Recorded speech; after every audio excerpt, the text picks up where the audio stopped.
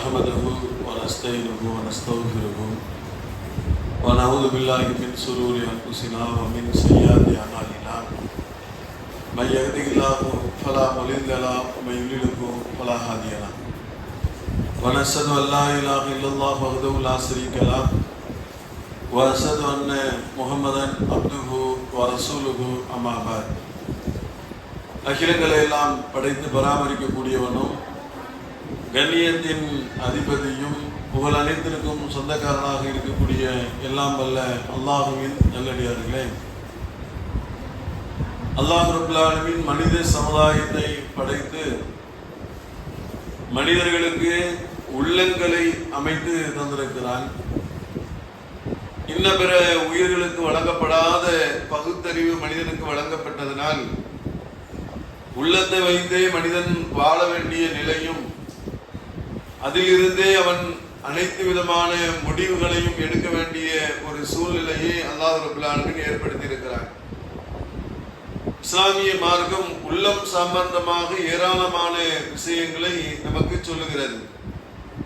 உள்ளத்தை அல்லாஹ் படைத்தான், உள்ளத்தை அமைதி உற செய்தான்.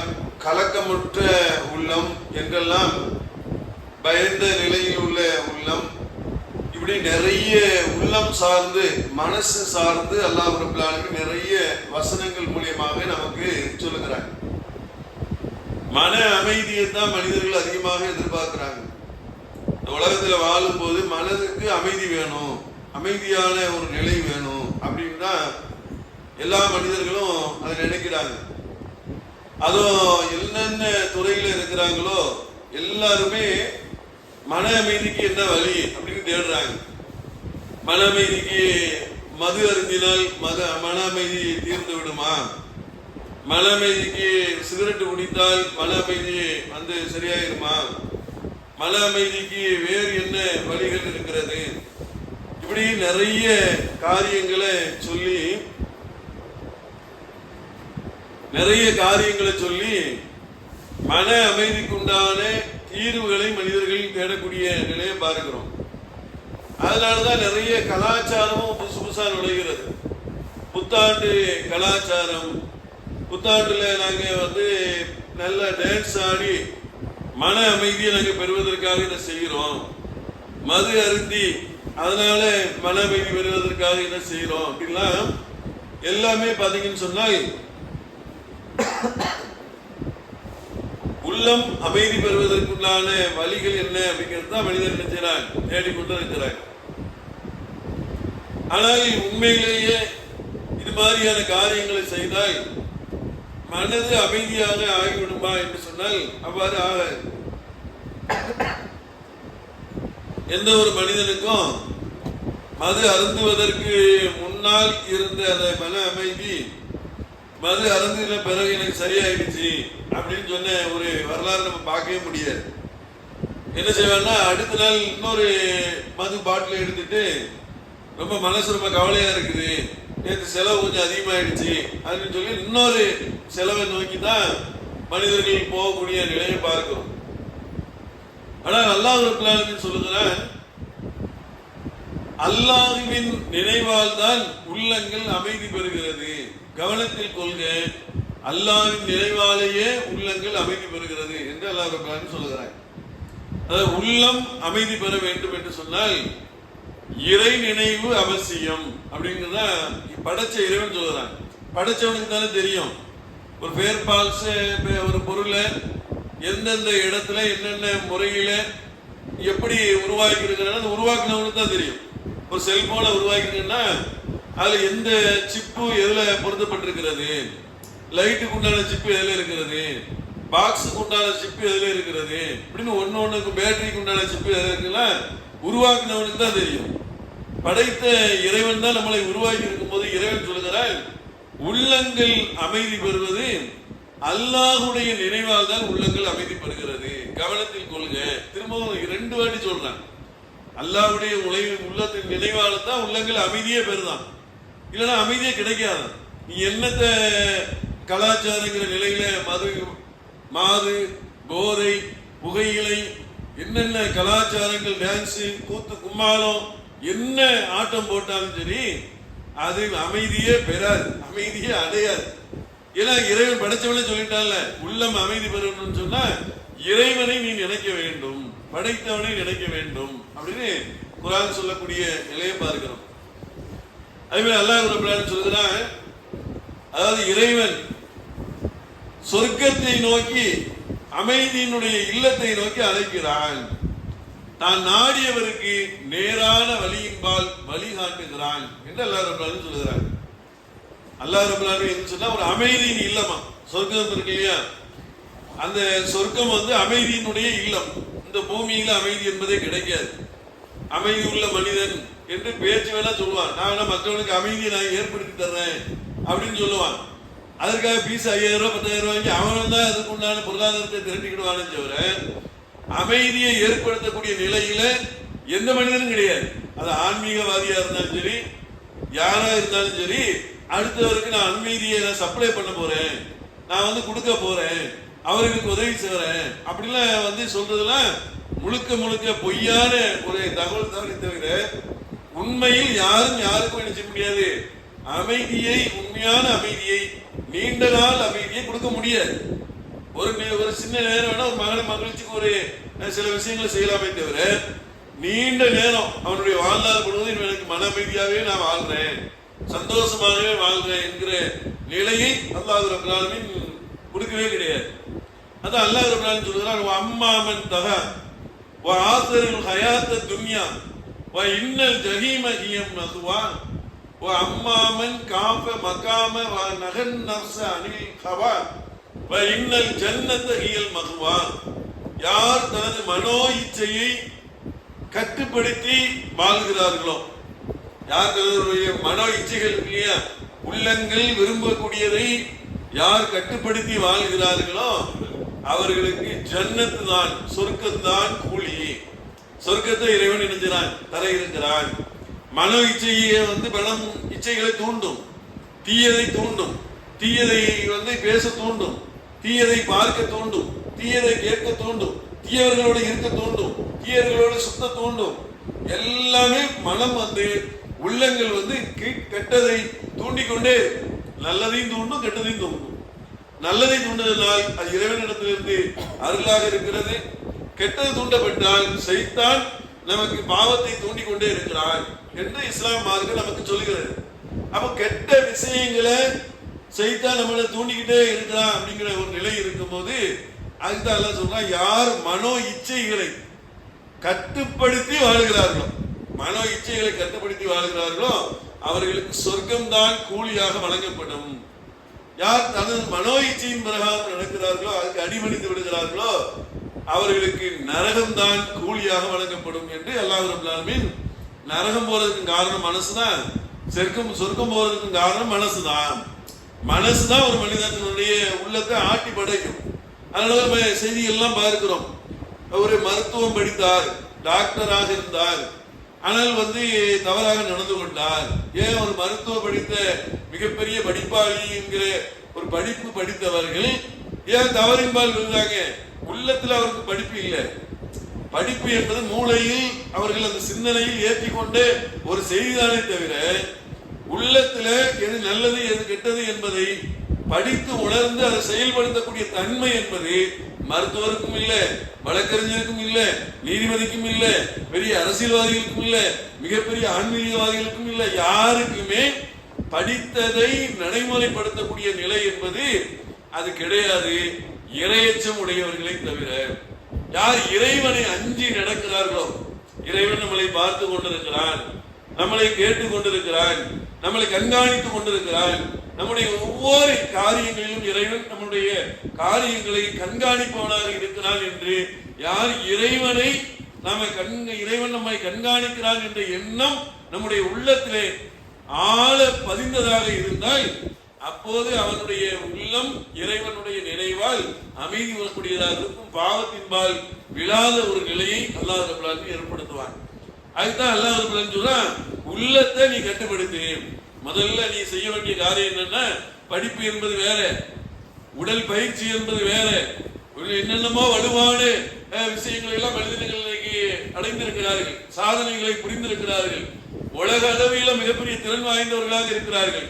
ஆனால் உள்ளத்துல தோல்வி அடைந்து அடுத்த நாள் பத்திரிகையில முதல் பக்கத்துல வருகிறார்கள், இதோ இந்த மாணவி பாலியல் பலாத்காரம் செய்யப்பட்டு கொலை செய்யப்பட்டால் அல்லது பாலியல் பலாத்காரத்துக்கு உள்ளாக்கப்பட்டால், இதோ இந்த கல்லூரியில் படிக்கக்கூடிய மாணவிக்கு இந்த நிலை, இதோ இந்த மாணவனுக்கு நிலை, இப்படின்னு எல்லாம், இதோ பஸ்ல போற மாணவிக்கு இப்படி நடந்துருச்சு, இப்படி செய்திகள் ஒவ்வொரு நாளும் ஒவ்வொரு நேரங்களும் ஒரு செய்திகள் வந்துகிட்டே இருக்கு. நேற்று கூட ஒரு செய்தி என்ன தெரியுமா, அதாவது மதுரைக்கு பக்கத்துல ஒரு பெண்மணி தன்னுடைய பிள்ளைய பள்ளிக்கூடத்துல படிக்க வச்சுட்டு ஆட்டோக்காரர் கூட போயிட்டு வரும்போது ஆட்டோக்காரர் கூட ஒரு காட்டு பகுதியில ரயில்வே டிராக் இருக்கக்கூடிய பகுதியில் போய் நின்று இரவு நேரத்தில் உட்கார்ந்து பேசி கொண்டிருந்தால் 4 பேர் மிரட்டி அந்த பெண்ணை மானபங்கம் படுத்தி விட்டார்கள். அப்ப அந்த காட்டுக்குள்ள அந்த பெண்மணி ஏன் போனா? கல்லூரி என்பது மிகப்பெரிய வளாகம்.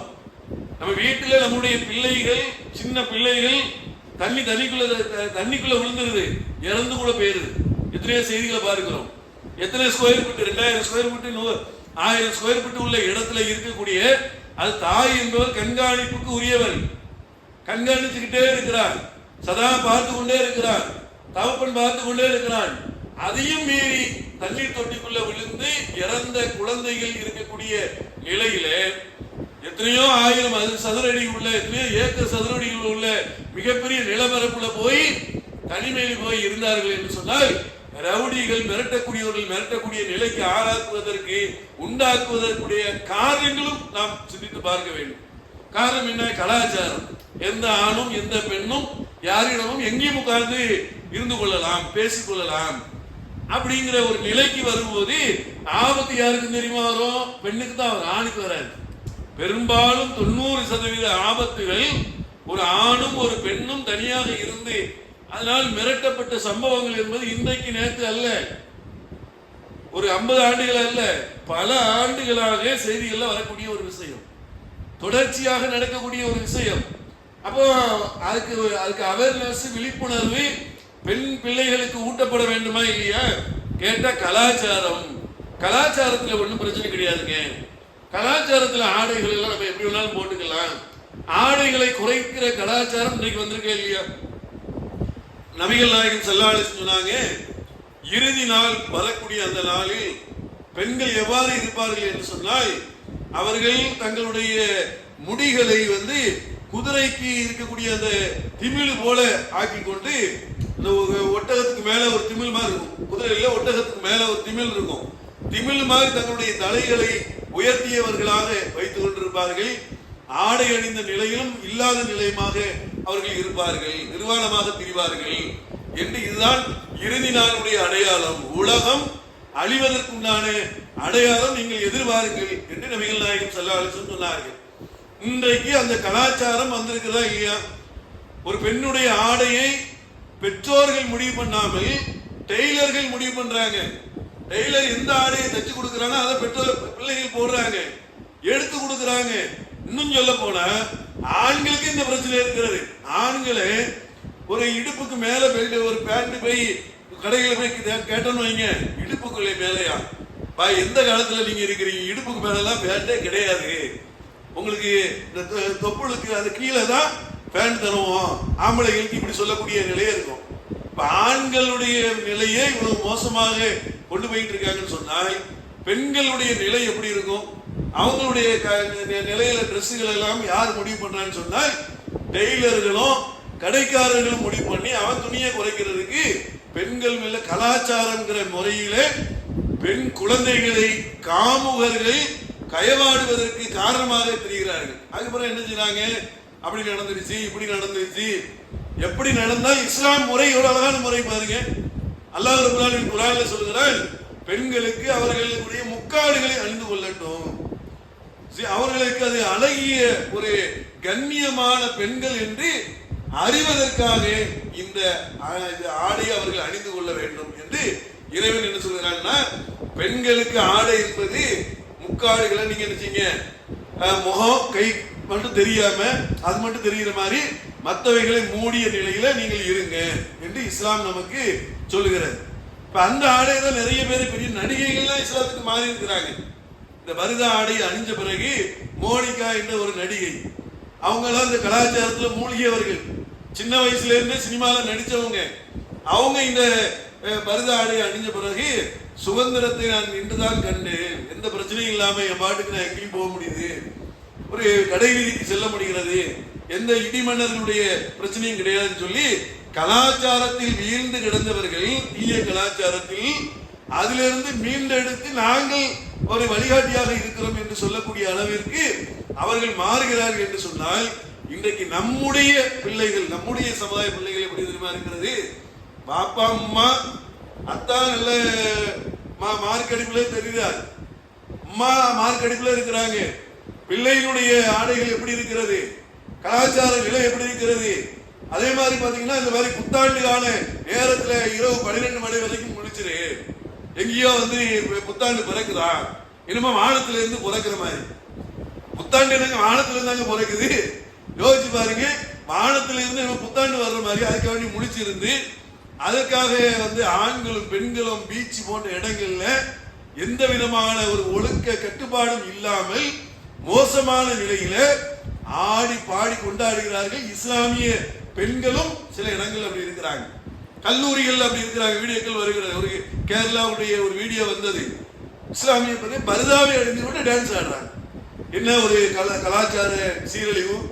நபிகள் நாயகம் ஸல்லல்லாஹு அலைஹி வஸல்லம் சொன்னாங்க, மன்த கப்பகதி கௌமன் ஃபஹும் மின்கும், யார் பிற மத கலாச்சாரத்தை பிறத்தவர்களுடைய கலாச்சாரத்தை பின்பற்றுகிறார்களோ அவர்கள் அவர்களை சார்ந்தவர்களே, என்னை சார்ந்தவர்கள் இல்லைன்றாங்க. இது மாதிரி ஒரு கலாச்சாரத்தை பின்பற்றினா அவருக்கும் நமக்கும் சம்பந்தம் கிடையாது, அது நம்ம வளர்ப்பு கிடையாது என்று நபிகள் நாயகம் ஸல்லல்லாஹு அலைஹி வஸல்லம் அவர்கள் அழகிய முறையிலே கலாச்சாரம் என்பது முக்கியம், அந்த கலாச்சாரங்கிற பேர்ல என்ன செய்யலாம், வித்தியாசமாக ஒவ்வொரு நாளும் கலாச்சாரம் மாறிக்கிட்டே இருக்கு. ஒவ்வொரு நாளுங்க ஒவ்வொரு நிமிடமும் ஒரு இடத்துல யாருமே தாடி வைக்க கூடாது, முஸ்லீம்கள் தான் தாடி வைக்கணும், தீவிரவாதினா முஸ்லீம்கள் தான் தாடி அப்படின்னு வச்சிருந்த ஒரு நிலை இருந்தது. அதனால நீ கம்பெனிக்கு வரக்கூடாது, அதுக்கு வரக்கூடாது, தாடி வச்சு. இன்னைக்கு எல்லா பேரும் தாடி வைக்கிறான். ஏன் தாடி வைக்கிறோம்? இன்னைக்கு அது ஒரு கல்ச்சர், அது ஒரு கலாச்சாரம். தாடி வைக்கிறது ஒரு கலாச்சாரம், அது இல்லாம இருக்க ஒரு கலாச்சாரம். என்னையா ஒரு கலாச்சாரம்? நன்மையும் தான் ஓகே. தாடி வைக்கிறது ஆண்களுக்கு இயற்கையாகவே இறைவன் கொடுத்த ஒரு அருள். அப்ப அதை வந்து நீ ஞானமே எடுத்துக்கிட்டு இப்ப முஸ்லிம்களை மட்டும் தாடி வச்சிருக்கான்னு சொல்லி ரொம்ப கோரமா சித்தரிச்சுட்டு இன்னைக்கு அது ஒரு கலாச்சாரம் வந்தாலும் எல்லாரும் எல்லா பசங்களும் என்ன செய்றாங்க, அந்த கலாச்சாரத்தின் பால் விழக்கூடிய ஒரு நிலையை பார்க்கிறோம். நல்லதாக இருந்தால் பிரச்சனை கிடையாது. நபிகள் நாயகம் ஸல்லல்லாஹு அலைஹி வஸல்லம் சொன்னாங்க, நன்மை தீமைக்கு உண்டான அளவு என்ன தெரியுமா, எதெல்லாம் உன்னுடைய உள்ளத்தை உறுத்துகிறதோ அது எல்லாம் பாவமாகும். எதெல்லாம் உள்ளத்தை உறுத்துதோ, என்னடா இப்படி செய்யறமே, என்னடா இப்படி பண்றமே அப்படின்னு எதெல்லாம் உள்ளத்தை உறுத்துகிறதோ அது எல்லாம் பாவமாகும். நாங்க இன்னைக்கு கலாச்சாரம் தெரியுமா, கணவனை மனைவி எப்படி தெரியுமா சொல்றாங்க, வாடா போடா இருடா. யாரு? கணவனை மனைவி சொல்லக்கூடிய வார்த்தை எப்படி தெரியுமா, அதை வீடியோவாக எடுத்து அதை எல்லா இணையதளங்களையும் போட்டு விட்டு அதை வந்து ஒரு பெருமையா, கணவனை தகப்பனாரையும் வாடா போடா, தாயாரையும் வாடி போடி. என்ன இது ஒரு கலாச்சாரம்? ஒரு கணவன் என்பவர்கள் எவ்வளவு பெரிய முதன்மை பெற்றவர்கள், அந்த அளவுக்கு முக்கியத்துவம் வாய்ந்தவர்கள். ஒரு பொறுப்பு இருக்கா இல்லையோ, தன்னோட உயர்ந்த வயதுல உள்ளவங்களுக்கு தான் பெரும்பாலும் திருமணம் முடிக்கிறாங்க எல்லா இடத்துலையும். வயதின் ஒன்று இருக்கிறது, அதுக்கு அடுத்து பொறுப்பாளர் என்ற ஒரு நிலை இருக்கிறது. ஒரு பொறுப்பாளர் என்ற நிலையில் இருக்கக்கூடிய கணவனை வாடா போடன்னு சொன்னா, பக்கத்து வீட்டுக்காரன் நம்முடைய கணவனை பார்த்து வாடா போடன்னு சொல்லுவானா இல்லையா? நம்முடைய பிள்ளைகள் அந்த தகப்பனாரை பத்தி வாடா போடான்னு சொல்லுமா இல்லையா? ஆனா இன்னைக்கு சர்வசாதாரணமாக கலாச்சாரங்கிற பேர்ல கணவன்மார்களையே மனைவிமார்கள் வாடா போடாங்கிற ஒரு நிலை வந்து இன்றைக்கு சர்வசாதாரணமாக ஆக்கி அதை இன்ஸ்டாகிராம்ல போடு, வாட்ஸ்அப்ல போடு, பேஸ்புக்ல போடு, லைக் வாங்க, அதிலே பைத்தியமா சுத்தக்கூடிய ஏராளமான பைத்தியங்கள் இன்னைக்கு உருவாகி இருக்கிறது. அப்ப இந்த பைத்தியங்கள்ல இருந்து நம்ம பாதுகாப்பு பெறணும். என்ன, நம்முடைய பிள்ளைகள் சமுதாயத்தில் இன்றைக்கு வளரக்கூடிய பிள்ளைகளிடத்துல கண்ணியத்தை சொல்லிக் கொடுக்க வேண்டும், ஒழுக்கத்தை சொல்லிக் கொடுக்க வேண்டும், நேர்மையை சொல்லிக் கொடுக்க வேண்டும், ஆடையினுடைய கட்டுப்பாடை சொல்லிக் கொடுக்க வேண்டும். நாம் தான் நமக்கு உண்டானதை தீர்மானிக்க வேண்டுமே, நமக்கு உண்டானதை மற்றவர்கள் தீர்மானிப்பதற்கு நாம் அனுமதிக்க கூடாது. இங்க இருந்து திருநெல்வேலிக்கு போறாங்க, கார்ல போயிட்டு இருக்கிறான். கார்ல போயிட்டு இருக்கும்போது டிரைவர் என்ன செய்யறாரு, வேகமா போயிட்டு இருக்காரு. முன்னாடி ஒரு லாரியோ இல்ல ஏதோ ஒரு பஸ் வண்டியோ போயிட்டு இருக்கிறது. இவன் என்ன செய்யறான், ஒரு குறிப்பிட்ட அளவு உண்டான இடைவெளி விட்டு போயிட்டால் கண்ட்ரோல் இவங்க கையில இருக்கும்.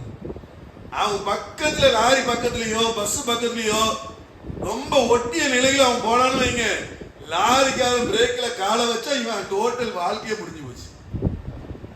ஏராளமான விபத்துகள் அதனால நடக்குது. இல்ல லாரிக்கார வேகமா போயிட்டு இருப்பான், பஸ்ஸுக்கார வேகமா போயிட்டு இருப்பான், இவன் அது பின்தொடர்ந்து அவன் பிரேக் அடிச்சா நம்ம பிரேக் அடிச்சா கேப் இருக்கணுங்கிற நிலை இல்லாம ஒட்டிட்டு வேகமா போகும்போது அவனுக்கு குறுக்க ஒரு ஏதாச்சும் ஒரு மாடு குறுக்க வந்தாலும் சரி அவன் பிரேக் அடிப்பானா இல்லையா, டோட்டலா வரக்கூடிய வண்டியெல்லாம் டப்பு டப்பு டப்பு டப்பு சாவறானே இல்லையா. அப்ப எதுக்கு காரணம் என்னன்னு சொன்னா தன்னுடைய கண்ட்ரோலே அடுத்தவன்ட கொடுக்கிறது, அடுத்தவனுடைய காலில் கொண்டு கொடுக்கிறது. அவன் மிதிச்சா இவனுடைய வாழ்க்கையே போச்சு.